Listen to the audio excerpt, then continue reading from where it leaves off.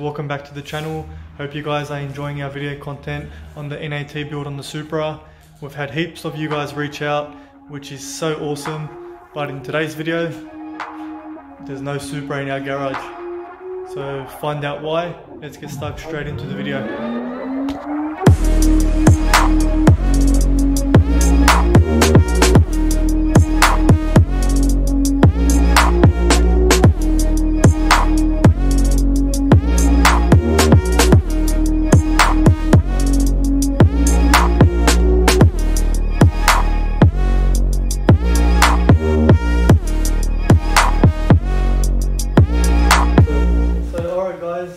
Now we're going to explain the reasons why the Supra isn't in our garage. So basically what happened was we took it to the tuner, plugged the houtek in, we were getting ready to chuck the car on the dyno. Which is what we thought was going to happen. Yeah, but we thought the over-the-top intake manifold was going to work and everything was going to be all good to go. Yeah. Just waiting for the tune and that was it. But then we popped the bonnet and we were sort of looking at it, and because we've got a high mount 6-boost manifold with the GDX 3076, the intake piping was basically touching the rehousing of the turbo, which was... Basically Mick told us by having the intake pipe there where it was going to be too close to all the heat coming out of the dump pipe, coming out of the back of the turbo. And it was basically going to be sucking in hot air and it wasn't going to be running to its full potential. Yeah, so after that we sort of thought to ourselves, you know what, we've already sort of started this thing.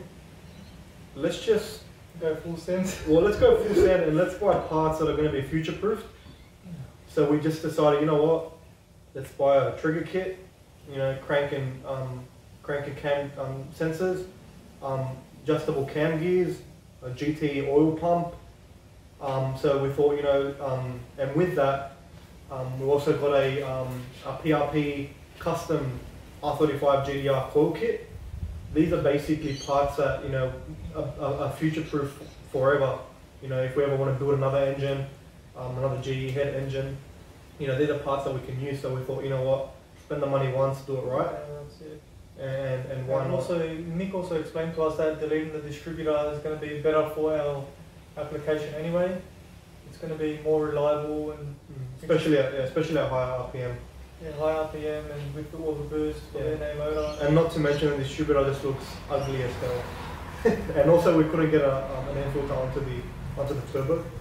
So we thought, let's do it once, let's do it right. We're gonna, it is a bit more expensive, but what can we do for now? It is what it is. It is what it is. So, and then with that, obviously we have to get rid of the over the top intake manifold that the 2JZ GE comes out with. So we thought, screw it, let's go for a front-facing intake manifold. Yep. Now with that, we had a couple options. The first option was just to buy a cheap Chinese intake manifold and bolt a throttle body up to it. We'll show you that in a second. We actually did buy one just to have a look what it's like. We'll end up selling it though probably. And the second option was going for Golby's parts, their personalised kit. Yeah, their custom kit. Yeah, it's a custom intake manifold. Basically what you do is you send them your runners and then they will ward on their custom intake manifold. It's got like CNC inlays as well. It's really, really cool. It's also got a protrusion for a idle air controller. And we've also purchased that as well. Yeah. As Mick explained, we're going to need it just to run the car more efficiently. Yeah, especially on cold starts and stuff. It makes the car start better on cold starts and also run better during the cold weather. Yeah, and with that we also got a Bosch, a billet 76mm throttle body, cable throttle body. We're going to go with drive-by-wire, but just with all the extra pedals and cables and wiring, we thought it's not worth it for the time being. Yeah, with that, some exciting news for you guys. Yeah. While we were there and it was time to pull everything apart, we got talking about making the car run on E85. Now our fuel pump does does support E85, so the next limitation was our 740cc injectors. I know they're literally brand new. We just started the car with them and that was it. But I think we're swapping them out for thousands. Yeah, since we're going E85, we're going to swap them out for either thousands, 1200s. Yeah. We're just going to leave that up to Mick for now. He's an expert tuner, and you know, with the hard tech, you can control duty cycles, you can control everything. So we're going to leave that up to him. See whatever he wants to do. Yeah. We've actually already got our front forward-facing intake. Yeah, this is a cheap Chinese intake manifold, and basically what they do is you bolt your stock runners onto here. So it comes with a gasket and bolts. So you basically take the stock runners off the car and bolt them onto here. Yeah. 1, 2, 3, 4, 5, 6, 7. Bolt your stock runners onto there with a gasket, and then they usually get I think they're the Mustang 9mm throttle body if I'm not mistaken. But yeah, you just bolt the throttle body onto there.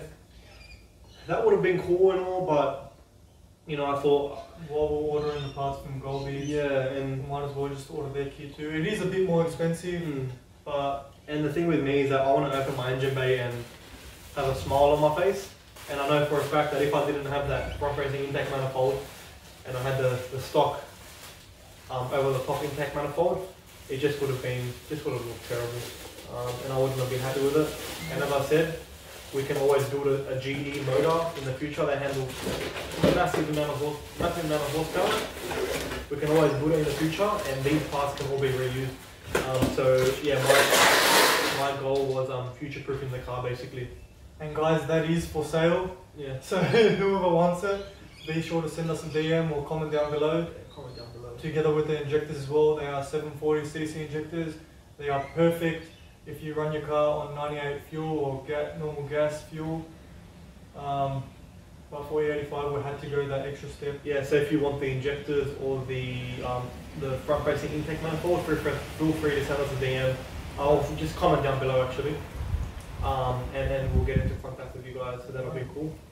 Also, one last thing guys, with the coil kit, they are R35 ignition coils. We ordered them off Golby's parts also, so be sure to check them out. Yeah, check out Golby's parts, they're awesome. As for the 2JZ GE, they didn't actually have the selection to click on. Yeah. So they custom made it for us. They called us the next day and they said, yep, it's available on our website now. Just tick it, buy it, and we'll send it out to you. Yeah. So can't wait for that. So now we're just going to run you guys through this episode. We're going to just show you guys what we're doing to the car, what we've pulled apart, what we're going to have to put back on, and the car's half pulled apart in this episode.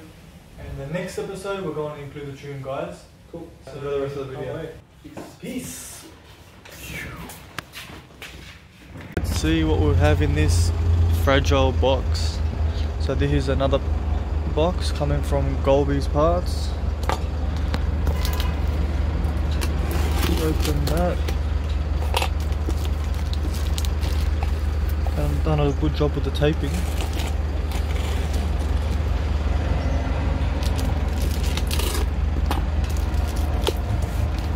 Okay, so what's in the box, guys?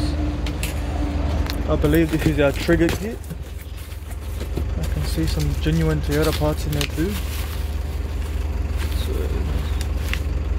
some gears. Some more stuff here.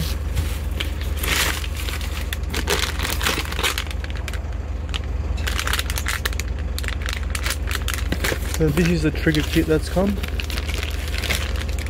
And we're going to go ahead and drop this off to the tuner because the Supra has been there now for the past week. We've been waiting for these parts for literally a whole week.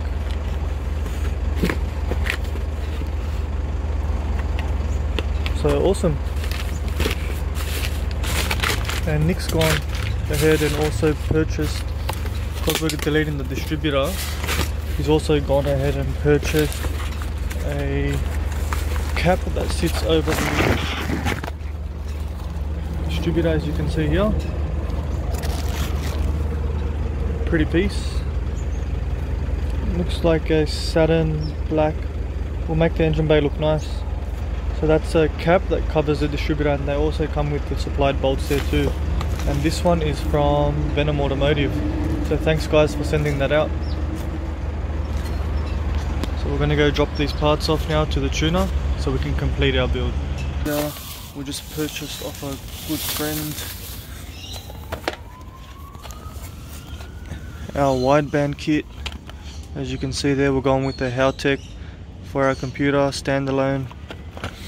And here we've got our AF sensor, which is our air fuel ratio sensor, which measures the air and fuel mixtures. But that's our wideband, ready to go in our car. I'll leave that in the car. Okay, so Nick literally just got the call half an hour to an hour ago, around about there, that Mick's taking our manifold off. Yep. So he's taking our manifold off, and basically all we're going to do is we're going to take our stock runners, send our stock runners to Golby's parts, and what they'll do is they'll exchange us a whole front-facing intake manifold, a custom sheet metal front-facing intake manifold, with runners on there already. I think they're welded on. So basically what Golby does is they take the old ones and they give us brand new refurbished ones with the front-facing intake manifold. So we've got to basically send our ones over there before they can send us. Before they can send us their exchange one. Yep. So on the way to Mix Motorsports, guys. Catch you in a bit. Okay guys, we just got here. I'm gonna go walk inside and we're gonna get our standard intake manifold.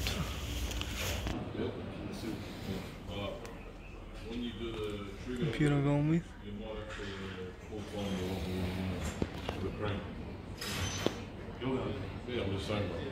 Guys, so everything here. I'm gonna have to put the GTE oil pump.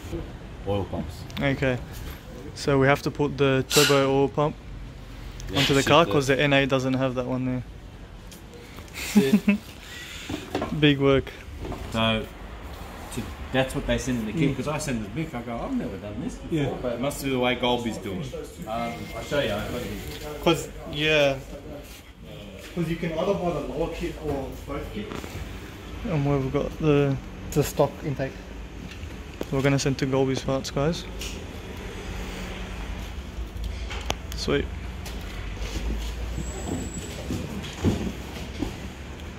Guys, so we just left from Mix Motorsports. Here Nick's holding the box with our stock intake manifold with the runners that we need, but we've got all of that in there, and the rubbish distributor in there too. Straight in the bin. This is what we're gonna need, and this is junk. So what we have to do from now is get those runners, sent to Golby's, and get the front-facing intake manifold. The only thing that we have to change, that we have to make sure we get, is the factory turbo auto control motor.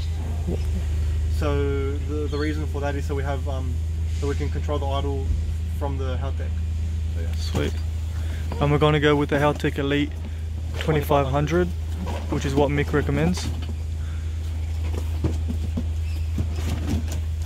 And as to throttle bodies, we're going with a 76mm billet throttle body. Awesome. Just left from Mix Motorsports now. The guys are working tirelessly on the car. They just pulled it apart. They've just told us that we're going to have to use the GTE oil pump. Yeah, so the reason we're using the GTE oil pump is because two reasons. First reason is it has much greater oil pumping capacity into the galleries, and we also needed to put the crank sensor, I believe, because the NA motor doesn't come with the crank sensor fitting to put it in. Yep, so I've already included the video as to how the guy was explaining it. I don't know if I got the full video, but I think I got a snippet, so we'll put that up.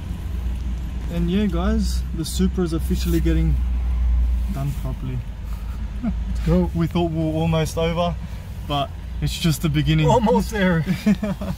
So next step, sending our intake manifold to Golby's parts and getting their replacement kit sent out.